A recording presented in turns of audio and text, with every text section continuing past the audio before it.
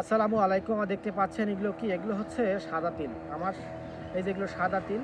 আমি Mohammad Saddam Hossain, CEO green valley BD. আমি আজকে জানাবো আপনাদের সাদা তিল সম্পর্কে।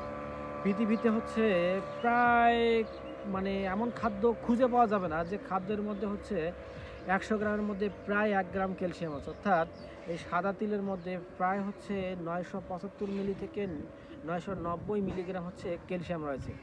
এই ক্যালসিয়াম হচ্ছে আপনাদের হাড় মজবুত রাখবে এবং হচ্ছে দাঁতের গঠন হচ্ছে ভালো করে এবং দাঁত মজবুত রাখে হচ্ছে ক্যালসিয়াম।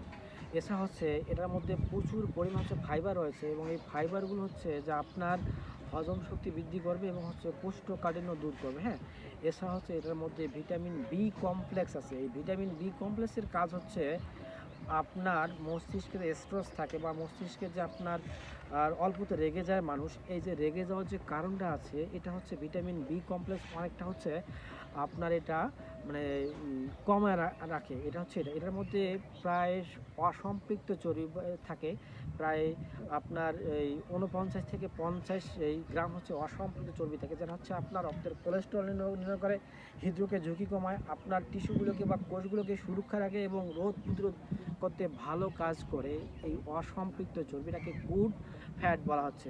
এতে প্রচুর পরিমাণ হচ্ছে ভিটামিন ই আছে। এই ভিটামিন হচ্ছে যে আপনার ত্বককে সুস্থ রাখে এবং ত্বকের উজ্জ্বলতা ভালো রাখে। এছাড়া হচ্ছে এটাতে প্রচুর পরিমাণ প্রোটিন রয়েছে। ১০০ গ্রামের মধ্যে প্রায় ১৭ থেকে ১৮ গ্রাম প্রোটিন রয়েছে এই সাদা তিলে।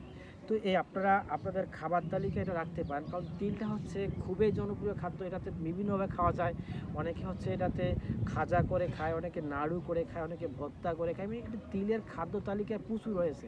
তো আপনারা আপনার খাদ্য তালিকায় এই সাদা তিল রাখতে পারেন। আমি আজকে আপনাদের জানালাম সাদা তিল সম্পর্কে। ইনশাআল্লাহ নেক্সটে অন্য কোনো খাদ্য সম্পর্কে আপনাকে জানাবো। ভালো থাকবেন, সুস্থ থাকবেন। আল্লাহ হাফেজ। আসসালামু আলাইকুম।